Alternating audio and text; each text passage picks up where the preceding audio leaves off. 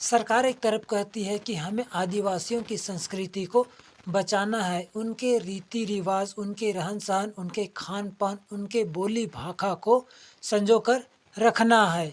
इसी सोच के साथ बनाए जाते हैं करोड़ों रुपए की लागत से छत्तीसगढ़ का पहला ट्राइबल म्यूजियम। ट्राइबल कम्युनिटी का कल्चरल फेस्टिवल भी चलाए जाते हैं, लेकिन वही सरकार दूसरी तरफ उन्हीं आदिवासियों के जमीन, जंगल और जीवन को विकास के नाम पर विनाश भी कर रही है।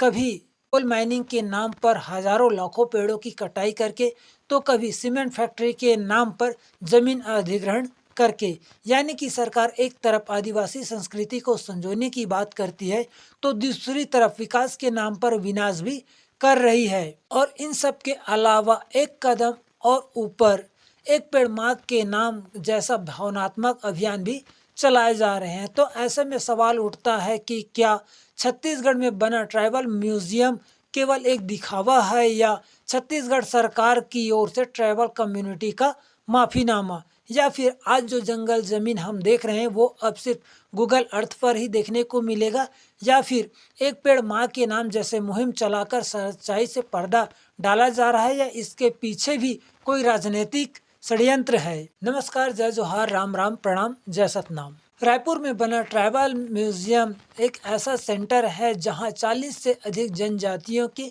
जीवन शैली, पहनावा, रीति रिवाज, खान पान, नृत्य, संगीत और कला को दिखाया गया है। यहाँ मॉडल भी बनाए गए हैं घरों के, शादी ब्याह के संस्कारों का, त्योहारों का, खेती किसानी में उपयोग होने वाले औजारों के बारे में और शिकार करने वाले टूल्स के बारे में। इन सब को देखकर लगता है कि वाकई में छत्तीसगढ़ सरकार ट्राइबल कम्युनिटी के लिए गंभीर है। लेकिन सवाल ये है कि क्या ये सब जो कर रहे हैं वो असल आदिवासियों के लिए है, या उनके नाम पर केवल एक ट्राइबल कम्युनिटी का कल्चरल जो। छत्तीसगढ़ का ट्राइबल म्यूजियम 9 करोड़ से अधिक रुपए की लागत से बना है, जो 10 एकड़ में फैला हुआ है। लेकिन सवाल अब भी है, कुछ पैसे और थोड़े से जमीन में आदिवासी संस्कृति को संजोना काफी नहीं है। और ऐसे म्यूजियम का हम करेंगे भी क्या, जो हसदेव जंगल जो आदिवासियों के जीवन का हिस्सा है उसे काट कर पूरी कम्युनिटी को खत्म कर रही है। आदिवासी संस्कृति केवल नाच गान तक ही सीमित नहीं है, उसकी असली ताकत जल, जंगल और जमीन है। रहन सहन, खान पान, देवस्थल, परंपराएं, सभी चीजें प्रकृति से ही जुड़ा हुआ है। लेकिन सरकार इनके बारे में कभी सोचा ही नहीं कि इनको बचाना भी उतना ही जरूरी है जितना कि आदिवासी संस्कृति का जो म्यूजियम है। लेकिन सरकार इस पर कोई भी प्रतिक्रिया नहीं दे रही है। अब आते हैं हसदेव जंगल के सबसे उस बड़े मुद्दे की जो आजकल काफी चर्चाओं में है, और क्यों आदिवासी जंगल का हसदेव जंगल को विनाश कर रहे हैं।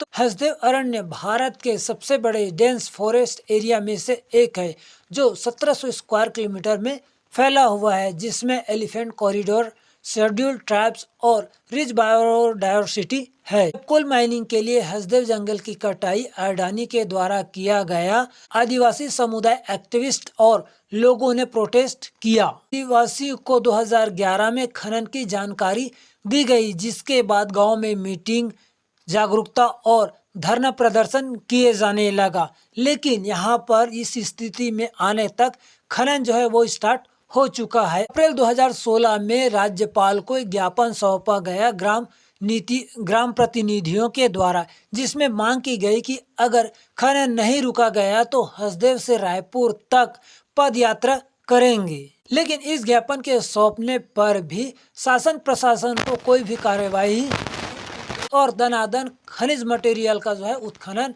चलते ही रहा। विरोध कम तब हुआ जब 2022 में कोविड के चलते लॉकडाउन हुआ, लेकिन सोशल मीडिया पर जोरों शोरों से इसके प्रति विरोध चलता ही रहा। सितंबर 2021 में वो समय भी आ गया जब लोगों ने 2016 में एक मांग की गई थी कि अगर हसदेव जंगल की कटाई और खनन नहीं रोका गया तो 300 किलोमीटर की पद यात्रा करेंगे। इसमें हजारों लोग भी शामिल हुए थे और हसदेव से लेकर रायपुर तक लोगों ने पद यात्राएं शुरू की। फिर भी सरकार ने इन आदिवासियों के प्रोटेस्ट करने पर भी कोई भी तनिक भी कोई भी प्रतिक्रिया नहीं दी।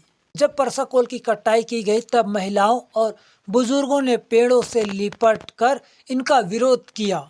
सेव हसदेव जैसे कैंपेन भी चलाए गए। एनजीओ और सोशल मीडिया ने इनका जमकर विरोध किया, लेकिन सरकार ने इसके प्रति कोई भी प्रतिक्रियाएं नहीं दी और आज भी धरना और जागरूकता जारी है। इतना सब कुछ होने के बावजूद भी सरकार की तरफ से कोई भी राहत की जानकारी अब नहीं मिली है, बल्कि रायगढ़ में भी यही हाल देखने को मिल रहा है। आप सभी को पता होगा कि रायगढ़ के तमनार जिले के मुड़ा गांव में भी खनन के लिए लाखों पेड़ों की कटाई किया जा रहा है। इसके बारे में हम अगली वीडियो पर डिटेल में चर्चा करेंगे। और यहाँ तक जब सरकार का मन नहीं भरा तो सीमेंट फैक्ट्री के लिए खरोरा में, जो रायपुर से तकरीबन 40-45 किलोमीटर के दूर में है, वहाँ 12 गांवों को भूमि अधिग्रहण करके सीमेंट फैक्ट्री लगाया जा रहा है, वो भी नलवा सीमेंट फैक्ट्री के नाम पर।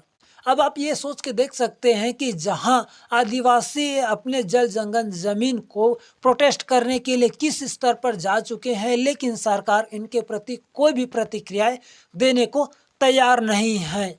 और आपको जानकर ये हैरानी होगी कि इतना होने के बावजूद भी सरकार चाहती है कि हम जो भी कर रहे हैं उनके लिए आम लोग या आम जो जनता है वो रही है एक पेड़ माँ के नाम पर। तो आप सोच सकते हैं कि एक तरफ सरकार जो है जल जंगल जमीन को बर्बाद करने पर तुले हुए हैं, वही आम जनता को ये अपील भी कर रहे हैं कि आप जो है एक पेड़ माँ के नाम पर लगाइए। तो ऐसे में जो है आप सोच के देख सकते हैं कि हमारी जो सरकार की स्थिति है वो कहाँ से कहाँ तक गिर चुकी है। तो दोस्तों ये जो है मैंने आपको थोड़ा सा जानकारी देने की कोशिश की है।